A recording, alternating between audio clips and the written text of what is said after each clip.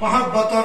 কারণ সব মানুষের একটা দিশা হইয়া থাকলো মদিনার মধ্যে, জমিন একটা বার্তা, মদিনার মধ্যে যাইতাম আর গিয়া চক্ষুর ফানি ছাড়িয়া আল্লাহ রসুলের সামনে খান দিতাম, হইতাম দয়াল নবীজি আপনার উম্মত, আপনার গোলাম আপনার সামনে হাজির, ইয়া রাসূলুল্লাহ আপনারে হাজারো লাখ করোড় দুরূদ দিতাম।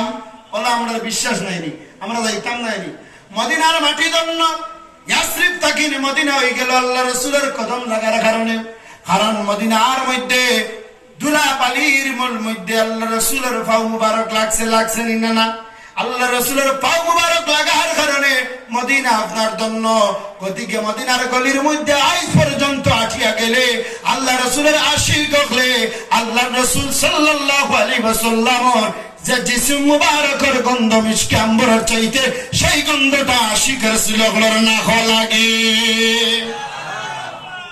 সাহাবায়ে কেরাম হলে আল্লাহ রসুলের গাম মুবারকরে ব্যবহার করতানি না, খুশবু হিসাবে ব্যবহার করতা। আল্লাহ রসুল যেই গলি দিয়ে আটিয়া যাইতা, সেই গলি দিয়া সাহাবায়ে কেরাম বুঝতে পারতা যে দয়াল নবী এই রাস্তা দিয়ে আটিয়া গেছে। বিলে আল্লাহ রসুলের গাম মুবারক লাগাইলে কতটুকু আপনার সময় থাকে। দামি ওদ আমি গোলাম রে একজনে দিছিলা নিয়া ডক্টরে, ও